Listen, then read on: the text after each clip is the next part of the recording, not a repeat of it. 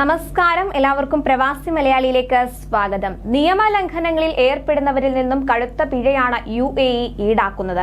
പ്രത്യേകിച്ച് ഗതാഗത നിയമങ്ങൾ ലംഘിച്ചാൽ.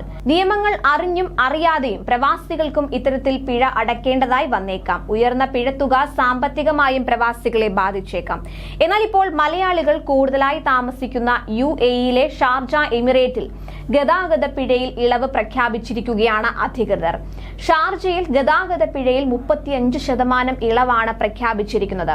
ഷാർജ എക്സിക്യൂട്ടീവ് കൗൺസിൽ യോഗത്തിലാണ് ഈ തീരുമാനം. അതിനാൽ മലയാളികൾ ഉൾപ്പെടെ ആയിരങ്ങൾക്ക് ഇതിന്റെ പ്രയോജനം ലഭിക്കുമെന്നാണ് കണക്കുകൂട്ടൽ. നിയമലംഘനം നടന്ന 60 ദിവസത്തിനുള്ളിൽ ഫൈൻ അടയ്ക്കുന്നവർക്കാണ് 35% ഇളവ് ഉണ്ടാവുക. അതിനാൽ പിഴത്തുക ഉള്ളവർ എത്രയും പെട്ടെന്ന് തന്നെ അത് ക്ലിയർ ചെയ്യാൻ ശ്രദ്ധിക്കുക.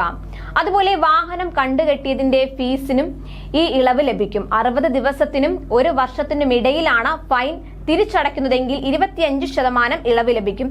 എന്നാൽ വാഹനം കണ്ടുകെട്ടിയതിന്റെ ഫീസ് പൂർണ്ണമായും അടയ്ക്കേണ്ടതായി വരും.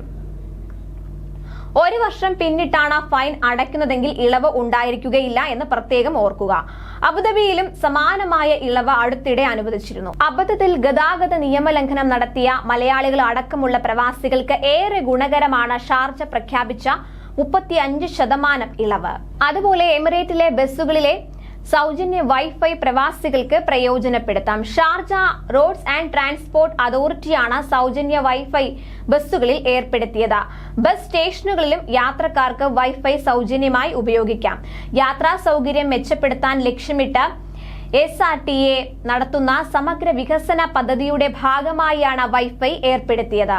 ഉപഭോക്താക്കൾക്ക് യൂസർ നെയിമോ പാസ്വേഡോ ഇമെയിലോ മൊബൈൽ നമ്പറോ നൽകാതെ തന്നെ ഈ സേവനം ഉപയോഗിക്കാവുന്നതാണ്. ഷാർജയിൽ നിന്ന് ദുബായിലേക്കും അബുദാബിയിലേക്കുമുള്ള ഇന്റർസിറ്റി ബസ് സർവീസുകളിലും സൗജന്യ വൈഫൈ ലഭ്യമാകും. ഇന്റർസിറ്റി ബസ്സുകൾ ഷാർജയിൽ നിന്ന് ദിവസവും 15 പ്രധാന റൂട്ടുകളിലാണ് സർവീസ് നടത്തുന്നത്. അബുദാബിയിലെ എല്ലാ പ്രധാന ബസ് സ്റ്റേഷനുകളിലും വൈഫൈ സൗകര്യമുണ്ട്. കൂടുതൽ പ്രവാസി വാർത്തകൾക്കായി ഈ ചാനൽ സബ്സ്ക്രൈബ് ചെയ്യുക.